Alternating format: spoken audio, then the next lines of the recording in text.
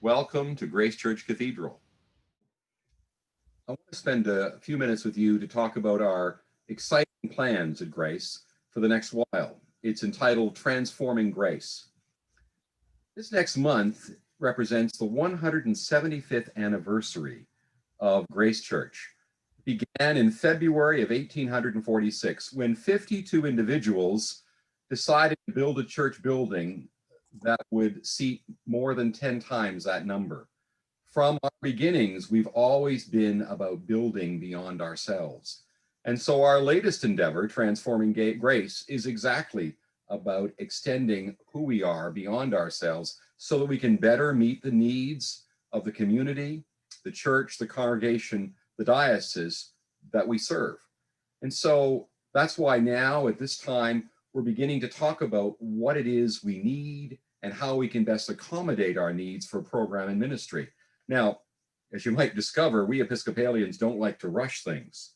We started this conversation over 15 years ago. At that point, Grace's numbers were around 1,575 as far as members. We are now double that number. Well, it was decided back then that we needed more space. Well, if we needed more space back then, we desperately need more space right now. And so we're talking about renewing, renovating, restoring all of our hall space, and then making room for that new building that we talked about originally over 15 years ago. That will allow us to continue to do the ministry we need to do and allow us to continue to grow and be the community that we are. But make sure you know this, we're not building and doing this because we are going to grow. We're doing all this work because we need that space right now. We've needed it for quite a while. And as I've always said, the church is either growing or it's dying. There is no status quo. You'll read in the Gospels that it came to pass. You'll never read that it came to stay. We're either growing or we're dying. We want to continue to grow in this place. And so to do that, Transforming Grace has made this possible. All of the work done by Simmons and Lauren, all of the preparations, all of that hard detail work is being accomplished right now. We want you to know about how far we've come during this time of pandemic. We have not wasted a moment. We've been doing the work so that we could hand over to you where we are and how close we are to making Transforming Grace a reality in parish life. So at this point, I'm going to hand you over to Simmons and to Lauren so they can continue to tell the story of renewal and of restoration that they've been leading during these last many months. Lauren, Simmons, thank you. Hello, I'm Simmons Young. My family and I are members of the congregation, and we've been regularly involved since we moved back to Charleston in 2009. I'm the principal in charge of the project at Simmons Young and Associates, and my team and I are thrilled to be collaborating on the project. I'm happy to have the opportunity to update the congregation on where we stand with the design of the project. And I am Lauren Sanchez, also a parishioner of Grace with my family since 2017. We love being involved in the church. My firm, Lauren Sanchez Design, is the interior architecture and design firm on the project, and we are thrilled to be working toward the development of the building from the inside. We'll start with this nice aerial view of Grace Church Cathedral with the existing buildings and move straight into the project. We are working near the 1846 cathedral building designed by E.B. Wright, listed as the highest category by which the city rates buildings in the historic district. So as we began the design, we started with these 4 principles, describing how the new building should be deferential to and respectful of the main cathedral building. This is an aerial view drawing to give a quick understanding of how the building is designed and how it relates to the rest of the grounds. Wentworth Street is here in front, and Glebe Street is off to the side. The Johnson Building, which houses Hanahan Hall, is on the right, of course, and the cathedral in the middle, and the new addition, Cathedral Hall, shown on the left.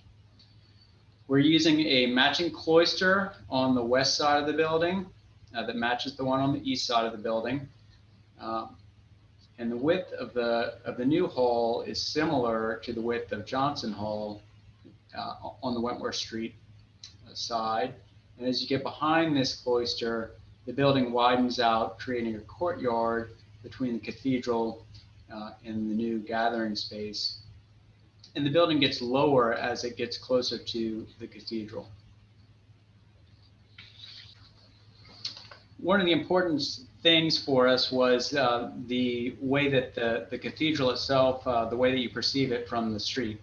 This view on the top is looking from the corner of Cumming and Wentworth, where the church office building is, and you can see the cathedral hall is stepped back from the curb to preserve those views of the steeple in this rendering on the bottom of the screen. Similarly, these views of the cathedral were considered as we designed the cathedral hall. So you can see to the left the three-part division of the hall, of the new cathedral hall, and the cloister that connects to the cathedral. And then on the bottom right, the existing view from the top and the view of the new cathedral hall in the distance. This is the layout of the grounds. Wentworth Street is at the bottom of the page, and Glebe Street is on the right-hand side of the page. The cathedral is dark gray in the middle of the page. There's a new spacious drop-off point at the rear of the building, circled in red here, with accessible ramps shown in blue. And the car circulation comes off of Cumming Street to this drop-off point and to these parking places, and then exits out onto Wentworth Street. With that, I'm going to hand it off to Lauren to talk about the north part of the grounds and the tie-in with the renovated building at Johnson Hall and the interiors of the new Cathedral Hall. Thank you, Simmons. The primary objectives of the Cathedral Hall addition and Johnson building renovation, as they relate to the interior function of the building, are to bring the whole Grace staff to one campus, to better address the needs of each ministry within the church, and to provide facilities that are safe and accessible for all. This site plan shows, for example, how the playground has been brought to the rear of the building in direct adjacency to our new children's ministry wing of the Johnson building renovation. Bringing our children's ministry, little school, and nursery spaces close together in this corner of the building eliminates the need for young children to walk through the driveway to access the playground and positions the playground in a more private and safe location. The color coding on this plan helps to outline the various ministry groups being planned for. In addition to generally designing the building in a compliant, safe, and sustainable way, we've enjoyed meeting with representatives from each of the various Grace ministries to help to see that each need of the church is addressed as thoroughly as possible. This starts with the approach to the building.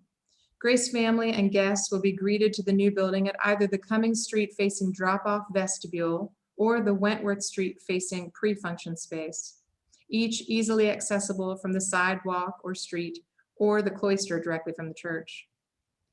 The Cathedral Gathering Hall will be about 2.5 times the size of our current Hanahan Hall. This larger size will work to accommodate the whole congregation on a regular Sunday, during special events, or for the various outreach and tea room events throughout the year. The space is designed to be elegant and yet multifunctional, with an expansive glass curtain wall allowing us to appreciate a view of our beautiful cathedral. The adjacent courtyard presents an opportunity for overflow and expansion of the gathering hall. This space is being designed by landscape architects Mortimer and Klein and will include a peaceful fountain feature at the head of the space. The design of a larger and more efficient kitchen facility works to better accommodate the amazing food production required at Grace, from Wednesday suppers to tea room, okra soup, and other ministries. This space is much needed.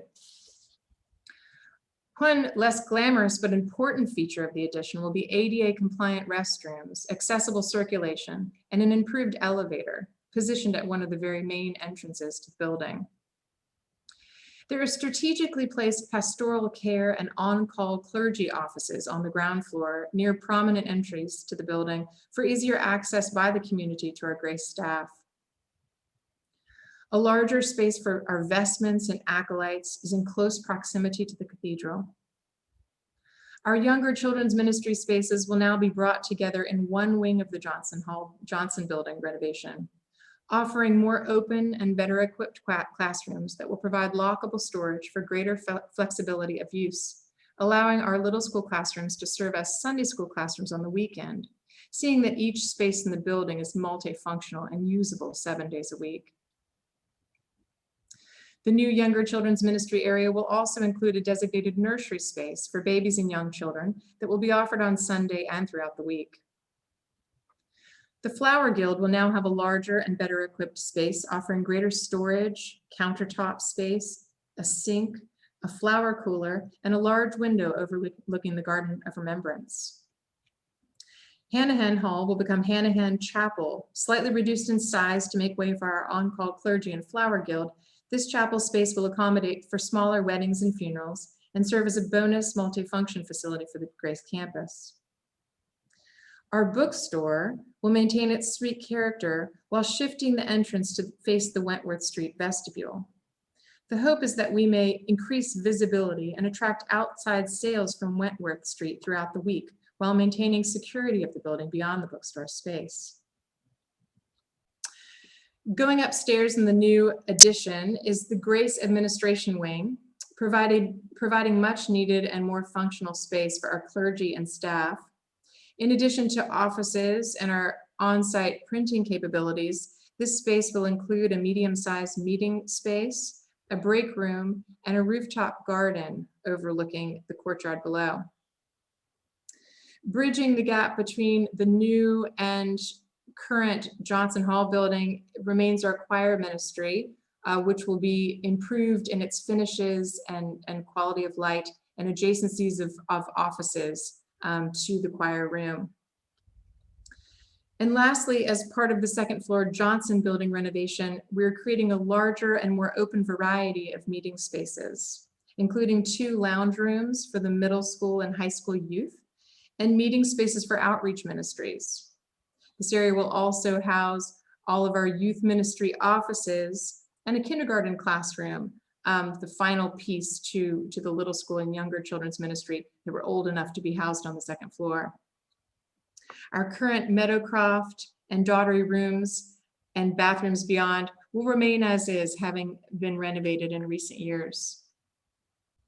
There's a model that is available in Hanahan Hall at the moment. You're welcome to go over at any time and take a look at it. With